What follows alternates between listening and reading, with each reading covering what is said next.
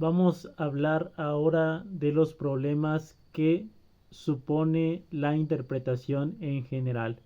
Cuando hablamos de interpretación, no solamente nos referimos a documentos escritos, sino que cualquier acción, cualquier conducta en general, cualquier expresión, cualquier objeto incluso, es susceptible de ser interpretado.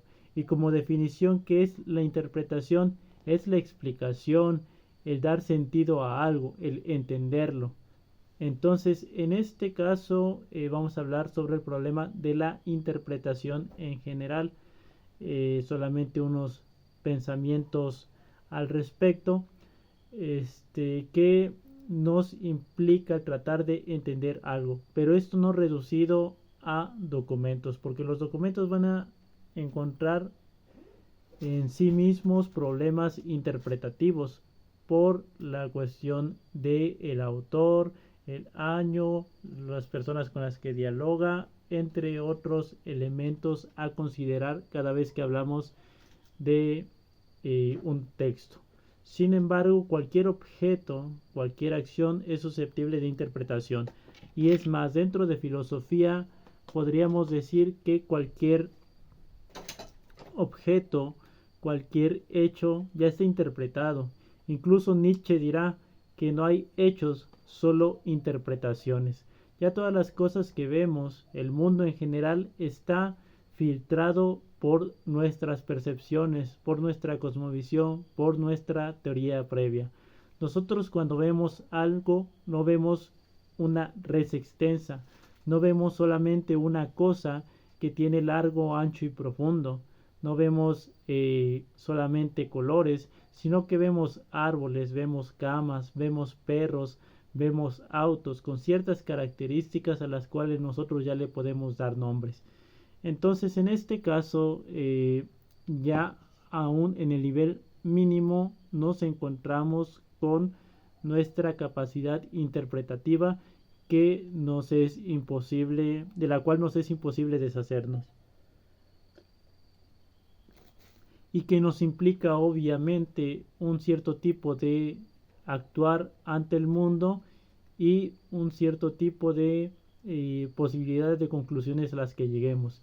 Incluso va a ser un tema de estudio para la filosofía de la ciencia cuando se habla de la carga teórica de la observación.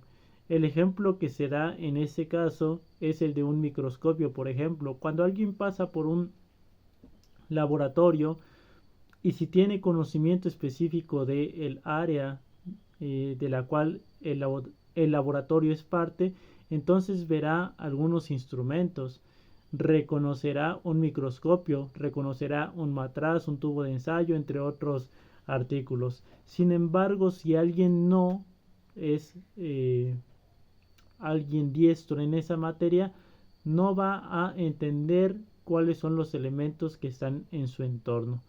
Entonces en este caso se puede ver que ya incluso para nombrar algo, para entenderlo, ya tenemos una cierta teoría de fondo. Es lo mismo que cuando alguien tiene un taller mecánico o sabe un poco de mecánica o de electricidad, etcétera, sabe qué elementos tener en cuenta. En el caso de el laboratorio es lo mismo. Y en el caso de la luz igual. Cuando un electricista reconoce que hay un corto en una casa, sabe específicamente en qué lugar buscar y de qué forma hacerlo sin que su físico peligre.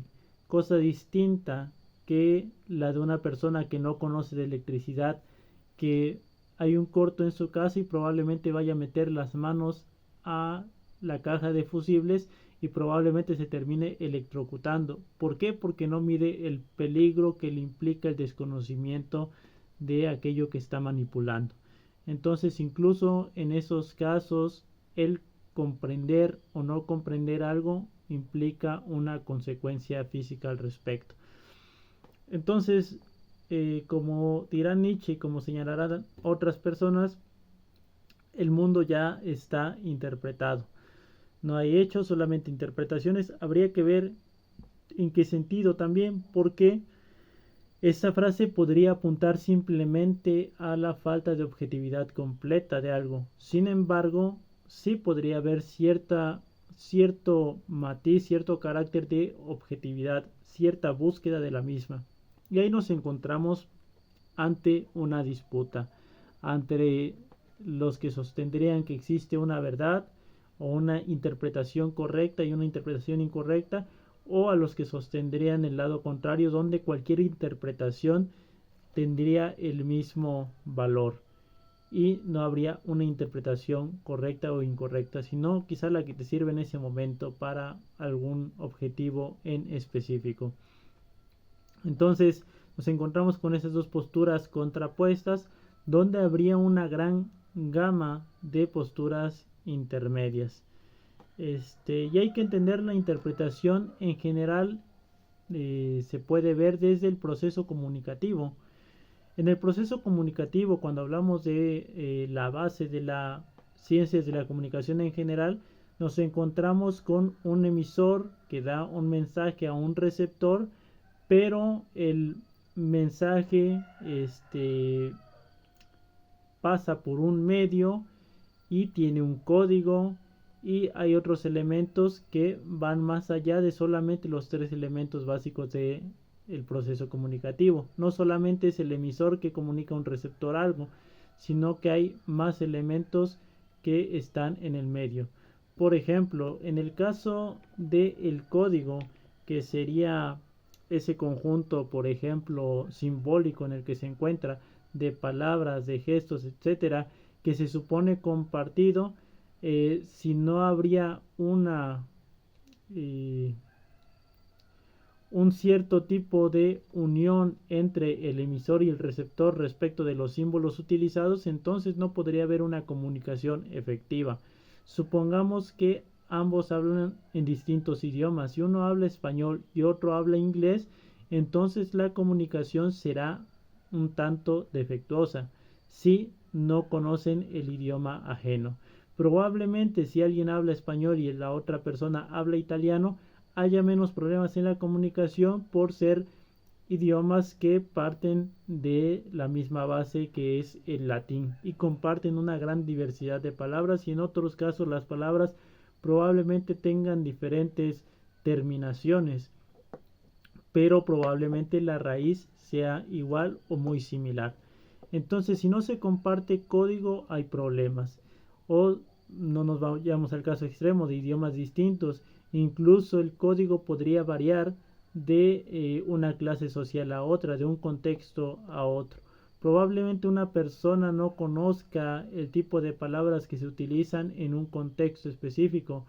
En un contexto, por ejemplo, de barrio, donde se utilizan palabras o expresiones para significar algunas cosas, y eso hace que no entienda qué se está diciendo, que no entienda, por ejemplo, cuando alguien le está diciendo un doble sentido, cuando lo están o la están albureando. Entonces, en ese caso podemos ver que la interpretación de la acción que están llevando a cabo con dicha persona, entonces sería una falta de respeto o sería una burla. En este caso se podría interpretar simplemente como algo gracioso o como algún sinsentido, pero se interpreta como que las personas son amables y quieren decirte algo, pero no se pueden comunicar. Entonces, en ocasiones pasaría eso con el albur o con las expresiones. En general, depende de la clase social o de la esfera en la cual uno se encuentra. Entonces, eso respecto del código, pero también nos encontramos el problema del medio. Por ejemplo, si alguien comunica algo a través de internet, pero en ciertos lugares no llega la señal de forma correcta, o no se capta el sonido de algo, o no se reproduce el sonido porque están defectuosos los auriculares, etcétera. Entonces hay problemas en el medio que hacen que la comunicación no sea del todo eficaz, que es lo que se busca en todo proceso comunicativo en general. Puede incluso haber ruido, que serían esas interferencias que se dan en el medio entre el emisor y el receptor, y que no permiten que el mensaje llegue con la claridad con la que debería o se busca. Entonces en este caso podría ser como el caso del teléfono descompuesto, donde haya ciertas interferencias que le agreguen o le resten información al mensaje y que en última instancia hagan que este mensaje gire por rumbos, por derroteros completamente distintos. Entonces eso en el caso básico del proceso comunicativo en general, pero esto se complica obviamente cuando contemplamos cosas más complejas de analizar. Hay que entender también que en el caso de la comunicación hay algo que se denomina subcomunicación, cuando no se es claro en aquello que se está afirmando y que con una afirmación o con un gesto se quiere significar otra cosa. Por ejemplo, una sonrisa podría significar que a alguien le cae bien otra persona, que le gustó el chiste, o probablemente sería una sonrisa simplemente para no desencajar en un grupo, etcétera. Pero entender exactamente qué implica la sonrisa implicaría tratar de ver todo el contexto en general de en qué momento surgió dicha sonrisa y entre qué personas y con qué objetivos. Entonces ese podría ser el caso. Si alguien, por ejemplo, llega a una casa y deja la puerta abierta y otra persona le dice hace frío, como que corre mucho viento, y la otra persona responde a lo que literalmente le dijo la otra diciendo sí, en efecto hace mucho frío, el viento sí está corriendo muy fuerte, entonces probablemente la persona A se moleste. ¿Por qué? Porque en realidad lo que quería significar con esa expresión de que hace frío y de que corre mucho el viento es que el que haya dejado la puerta abierta le está molestando, que si la puede cerrar. Sin embargo, no lo dijo y alguien diría, bueno, ¿y por qué no lo dice? Bueno, es que quizá el deber ser o la forma más tranquila de ser de algo en la comunicación sería decir las cosas directamente, sería el que no haya obstáculos entre lo que se afirma y lo que se recibe. Sin embargo, en general no funcionamos así, funcionamos en muchos casos a través de subcomunicación. Decimos algo pero queremos significar otra cosa al respecto. Queremos que alguien se dé cuenta de lo que se siente o de lo que se piensa, pero sin decirlo directamente, y eso sería subcomunicar. Ya en el caso en general de las interpretaciones, hay una rama de la filosofía que se encarga de eso, que es la hermenéutica, o que se centra precisamente en hablar de los problemas de la interpretación o de buscar una interpretación lo más correcta posible al respecto. Pero no nos vamos a adentrar en ello como rama, sino simplemente hablar, como dije al inicio, de la interpretación, de los problemas de la interpretación en general. Creo que uno de los problemas de la interpretación en general de cualquier tipo de acto, de texto o de lo que sea, consiste precisamente desde el planteamiento mismo de si hay algo correcto o no correcto en la interpretación. ¿Por qué? Porque en muchas ocasiones va a predominar la postura de que cualquier opinión, cualquier comentario tiene el mismo valor que el de otra persona. Si bien que el de otra persona o el de otro punto de vista. Si bien considero que toda persona tiene el mismo valor, sin embargo las interpretaciones que hagan las personas podrían ser completamente erradas respecto de algo. Incluso recuerdo como afirmación de un profesor en su tiempo que decía que a pesar de que llevaba cierta cantidad de años estudiando un autor, ahora lo comprende diferente, no lo comprende mejor, sino que lo comprende diferente.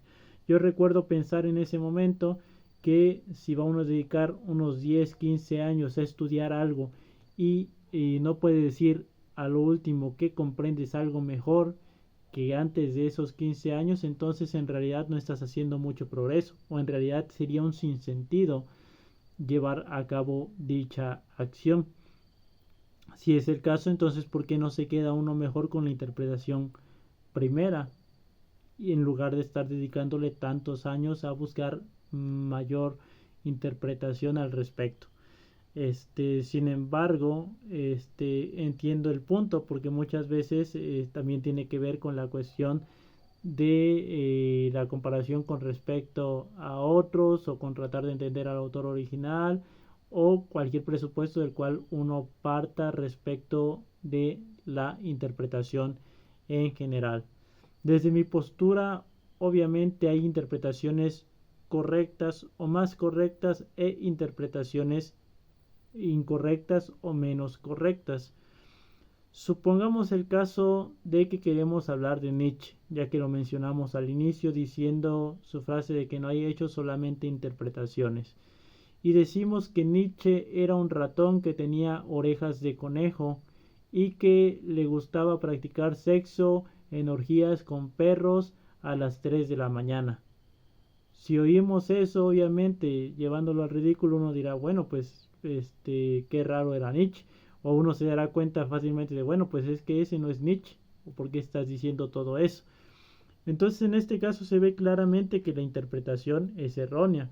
Si se empieza a hablar de Nietzsche y se dice que contrajo sífilis, que estaba enamorado de una mujer que se llamaba Luz Salomé, que esta Luz Salomé era una mujer que le había traído un montón de intelectuales, que Nietzsche, a partir de su decepción amorosa y eso, empezó a escribir algunas obras, una de sus grandes obras que son reconocidas hoy en día, que tenía un bigote muy reconocido, un peinado alto hacia atrás, etcétera. Podremos ir viendo que poco a poco dicha interpretación va siendo más cercana a lo que era Nietzsche. Ahora bien, eso no quiere decir que todas estas cosas sirvan completamente para entender a Nietzsche en general, porque alguien podría incluso reducir al autor a esas características. Alguien podría decir, bueno, es que él lo dijo porque tenía sífilis, o él lo dijo porque estaba decepcionado o resentido, etcétera. Y entonces comprender algunas características de su biografía permitiría a algunos individuos criticar el trabajo en general o darle, borrarlo de un solo plumazo. Entonces también hay problemas ahí. Sin embargo, en relación con la primera interpretación o la primera afirmación de quién era Nietzsche, nos damos cuenta que esto es más cercano a lo que objetivamente Nietzsche fue.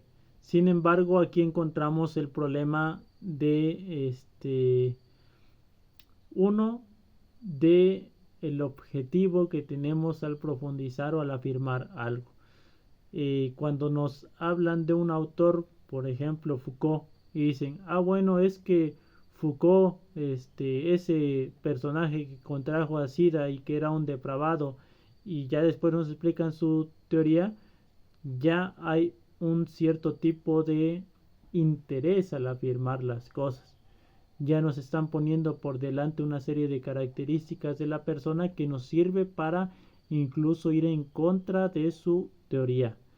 Entonces, incluso en una afirmación que podría ser objetiva, porque sí contrajo SIDA y sí hacía ciertas prácticas sexuales, o lo que sea que probablemente sea importante o no para su obra, pero ya nos predispone en un camino determinado.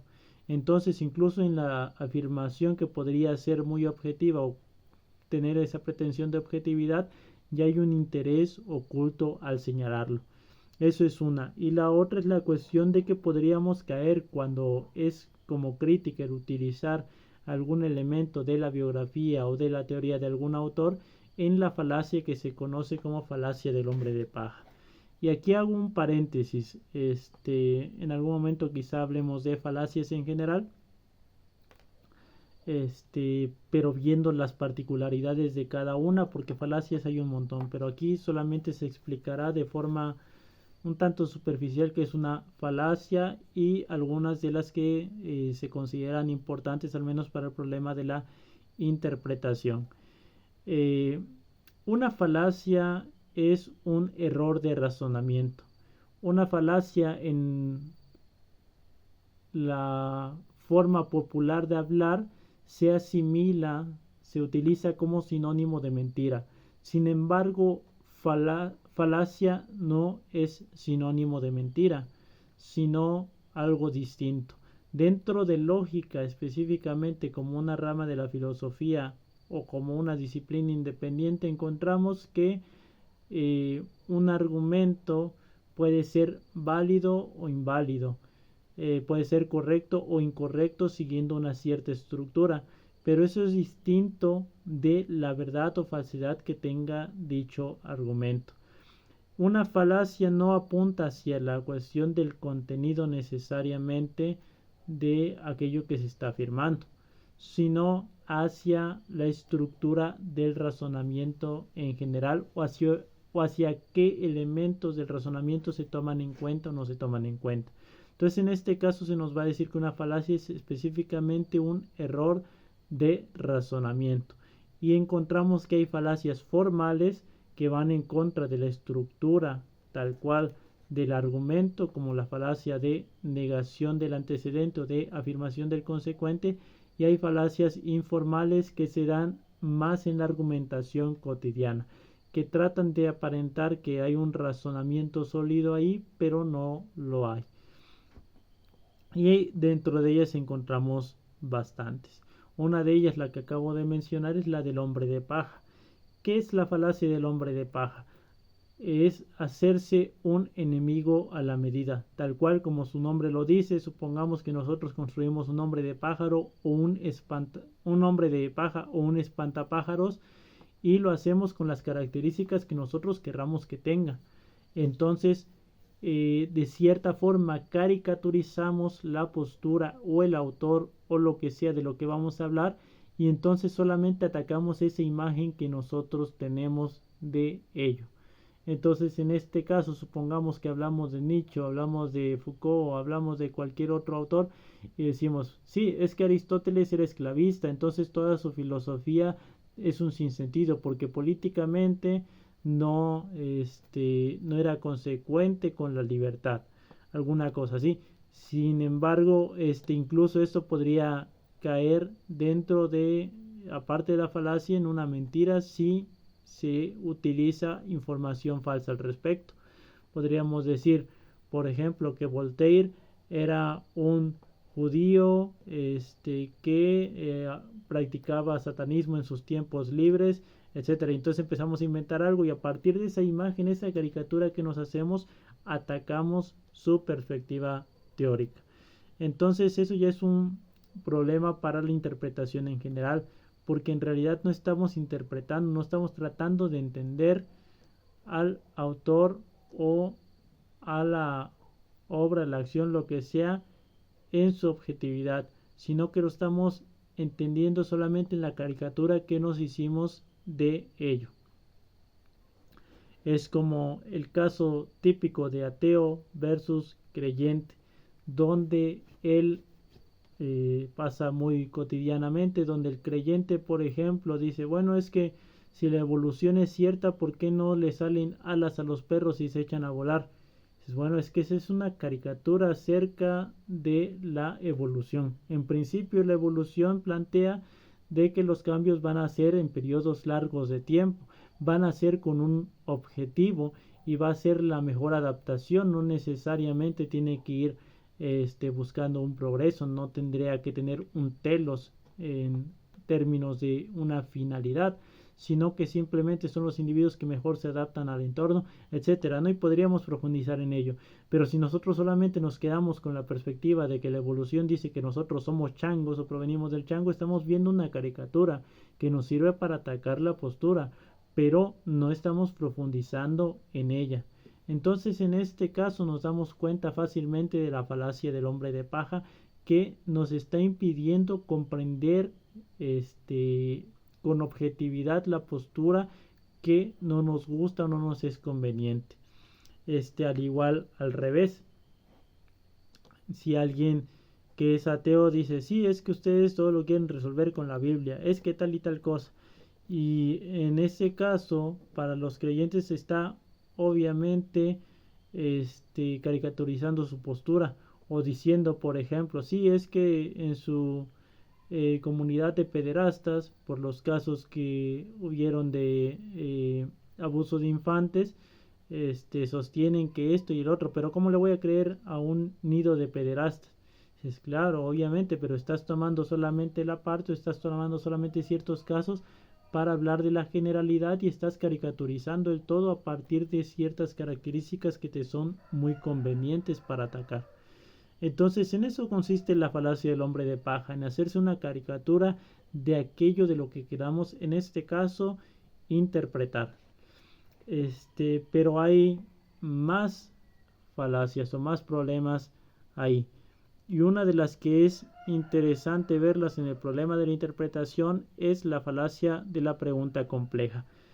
Toda pregunta o toda búsqueda de comprender algo ya tiene una cierta dirección, ya tiene un objetivo, ya tiene algo que se pregunta, incluso un objetivo con el que se pregunta. Cualquier pregunta podría surgir incluso de cuestiones emocionales. En mi caso me he dado cuenta que muchas de las tesis, en general de los trabajos de investigación en licenciatura, podrían tener que ver muchas veces con los intereses emocionales o en general los intereses de las personas que son muy personales, pero que de cierta forma logran convertirse en o logran ser un trabajo de investigación serio, porque se justifica muy bien aquello que están tratando, porque lo enmarcan dentro de su disciplina, etcétera. Pero hay tesis sobre obras de ficción, de anime, hay tesis sobre en general, supongamos que yo acabo de romper con alguien y entonces como mi tesis de fin de grado hablo sobre los diferentes conceptos de amor a lo largo del tiempo y cómo este concepto se ha resignificado hasta llegar a la idea de un cierto tipo de amor líquido en la época contemporánea. Y entonces hago una monografía donde todos estos tipos de perspectivas acerca del amor van a entrar en diálogo, van a estar expuestas. Y es elogiable incluso porque la motivación que lleva a realizar esos trabajos hace que esos trabajos se terminen y que incluso se hagan de forma satisfactoria porque el individuo estuvo interesado de forma personal en acabar dicho trabajo de investigación.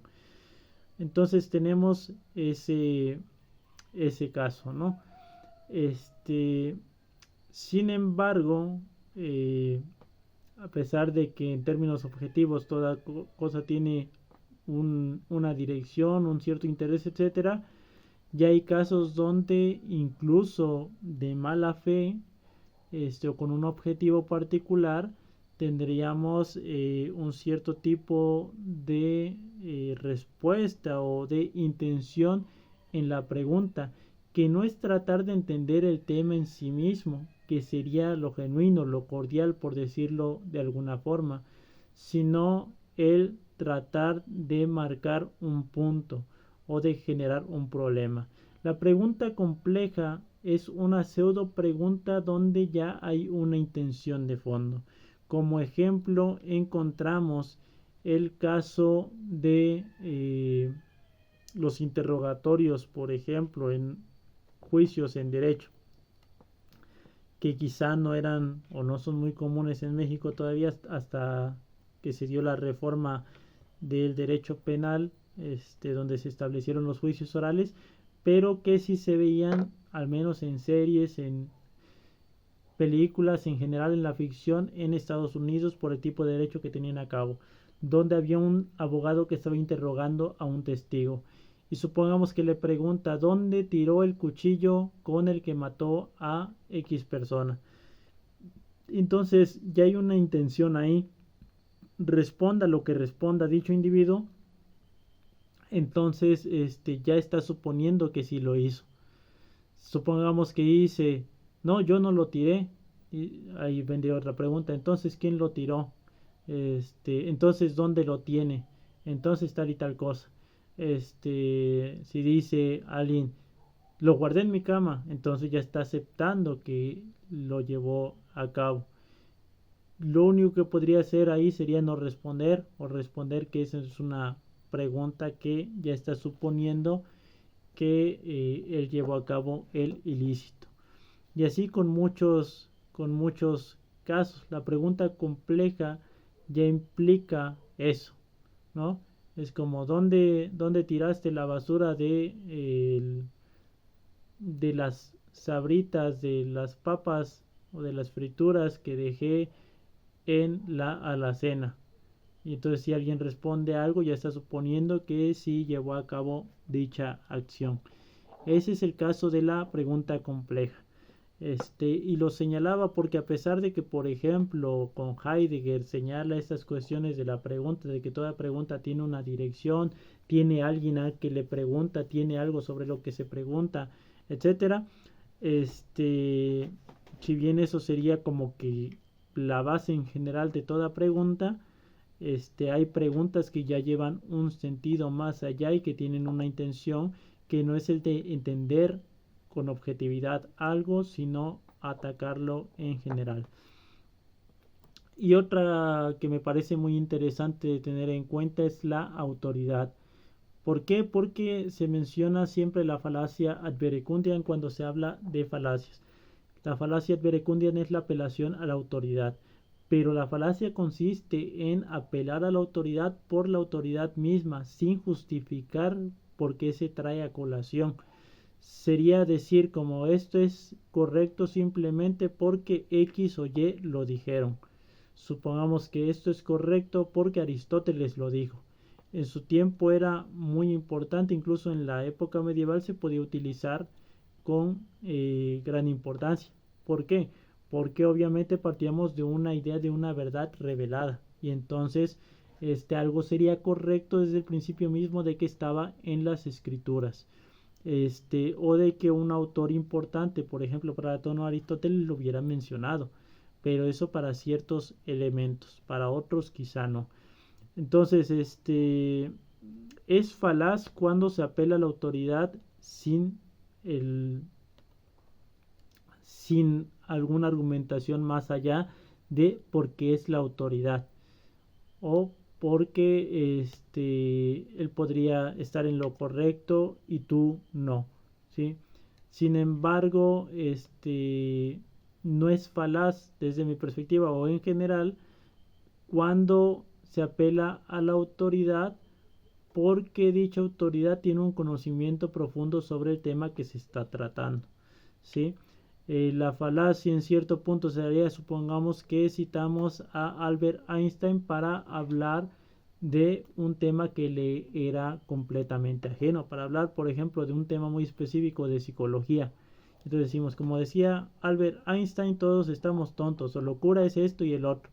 Sí, obviamente eso es una bonita frase, pero probablemente en términos estrictos el término locura no podemos utilizar a Einstein como autoridad para poder dar un diagnóstico en un psiquiátrico. Incluso probablemente el término locura no se ocupe con esa facilidad con la que ocupamos muchas veces la frase que se le atribuye a Einstein. Entonces, en este caso nos damos cuenta que cuando la autoridad sale del campo que domina, entonces es completamente falaz. Ahora bien, siempre nosotros confiamos y lo interesante o lo importante de al considerar la falacia ad verecundiam es que nosotros muchas veces consideramos que una autoridad obviamente conoce más al respecto que nosotros de un tema. Confiamos en que el sacerdote ante el cual se va a recibir un cierto tipo de sacramento, al cual se va a algún culto, está formado más que nosotros, mucho más en el área que domina. Confiamos en que el doctor al que vamos cuando tenemos una enfermedad se dedicó años completamente a estudiar sobre aquello que nos está recetando, sobre aquello que está observando en nosotros. Y que cuando estaba estudiando no se saltó clases, que no se iba a tomar, que era uno de los mejores promedio. O sea, nosotros ya partimos de ciertas ideas que esperamos de aquella persona que nos atiende al respecto de algo. Confiamos que el mecánico al que le llevamos un auto o una motocicleta va a saber sobre el tema y que no nos va a cobrar de más, que no nos va a inventar problemas que no tiene el vehículo con tal de sacar más dinero. Entonces, en este caso, siempre partimos de la confianza. La autoridad precisamente da confianza. Sería falaz citar precisamente a la autoridad porque sí. Es como, porque el mecánico lo dijo. Si nosotros sabemos al respecto de un tema y nos damos cuenta que el mecánico está equivocado, el hecho de que el mecánico lo haya dicho no quiere decir que sea correcto. Y si sacamos al doctor de su área de estudio y lo metemos a hablar sobre alguna ingeniería muy específica, entonces ya vemos que su autoridad va a ser muy poca en comparación con algún ingeniero incluso que esté empezando la carrera. Entonces, en ese caso, tenemos que comprender la falacia de apelación a la autoridad o falacia ad verecundia. Y lo señalo precisamente porque en el caso de las interpretaciones, en su tiempo se basaban mucho en la apelación a la autoridad en general. Entonces, este problema de la interpretación no solamente, como digo, es documental, sino tiene que ver con los actos, con los objetos en general e incluso con la vida misma. Nosotros partimos o nosotros vemos la vida, querramos o no, a partir de un cierto tipo de teoría, un cierto tipo de perspectiva que nos permite movernos por el mundo.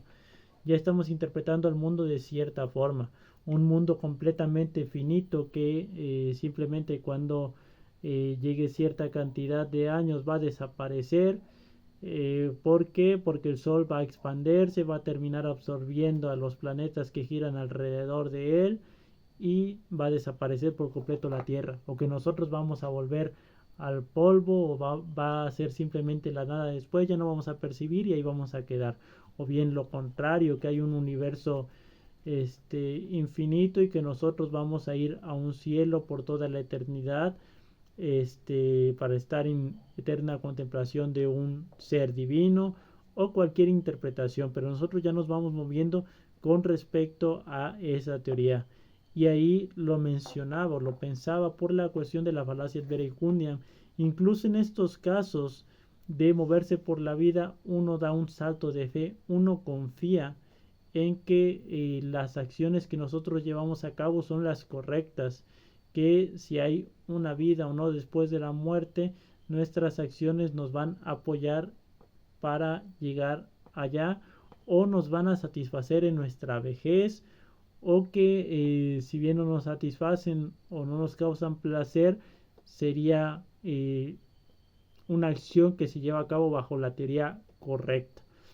Entonces nosotros partimos de eso, confiamos en que lo que estamos haciendo es correcto. Sin embargo, obviamente no tenemos un ojo divino que pueda ver las cosas por completo y que las interprete ya en un futuro. No sabemos si en un futuro nos vamos a arrepentir de nuestras decisiones o vamos a estar orgullosos de ellas. Probablemente en una hipotética vida después de la muerte nos arrepintamos o gocemos de los frutos de las acciones que llevamos a cabo, o que simplemente si no hay nada, en nuestra vejez estemos satisfechos con que disfrutamos completamente de nuestra vida cuando éramos jóvenes, etcétera. Entonces nosotros confiamos en que los propios actos son los correctos. Hasta en ese punto damos ese pequeño salto de fe, esa confianza que tenemos en general ante la vida misma y ante nuestra perspectiva, que sería como la confianza que ponemos cuando vamos con un doctor, cuando vamos ante una figura de autoridad, y más o menos lo quería empatar en ese lado. Por eso mencionaba la cuestión de la falacia de apelación a la autoridad. Nada nos garantiza que las decisiones que tomamos estén bajo el marco teórico correcto. Sin embargo, nosotros así lo suponemos, incluso por salud mental. Entonces, estas falacias en general se pueden ver como problemas que son errores de razonamiento, como se mencionó antes, pero son problemas que no nos permiten comprender objetivamente las cosas. Probablemente esa idea de una objetividad completa no la haya en general, y incluso estemos fantaseando al tratar de llegar a ella. Sin embargo, desde mi perspectiva, al menos en cuestiones de interpretaciones que no son completamente objetivas o del todo objetivas, sí podría haber cosas que son más correctas o menos correctas, y que pueden ser más o menos correctas si se siguen un proceso correcto, un proceso adecuado de interpretación del acto en específico a analizar. Y si uno lo ve en su contexto, si uno lo ve en su tiempo, si uno lo ve en el interés que tiene el autor, etcétera. Todas estas cosas que obviamente si se profundiza más se verán todos los problemas que implica el interpretar algo. Cuando se interpreta un texto se tendría que ver precisamente desde el idioma en el cual está escrito, en el tiempo en el que se escribió, en si se perdieron partes, en con quién estaba discutiendo, por ejemplo, un autor, etcétera, etcétera, etcétera. Un montón de elementos más a considerar para que nuestra interpretación sea, desde mi perspectiva, más correcta o menos correcta. Porque si no, no tendría tanto sentido el tener una serie de criterios que permitan profundizar en algo si la interpretación va a valer igual que la de otra persona que no tiene una serie de elementos que le permitan comprender la información con mayor profundidad. Entonces, si bien la interpretación implica problemas, eso no quiere decir que entonces cualquier cosa valga, sino que hay que recurrir a cierto tipo de herramientas que nos permitan llegar a un cierto tipo de objetividad, o de interpretaciones que sean más satisfactorias según el objetivo que estemos buscando. Y más o menos es un breve bosquejo de algunos problemas interpretativos en general. En el caso de las falacias, posteriormente se podrá hablar ya de las falacias, al menos de las falacias informales, con mayor profundidad, para poder profundizar un poco en el tema.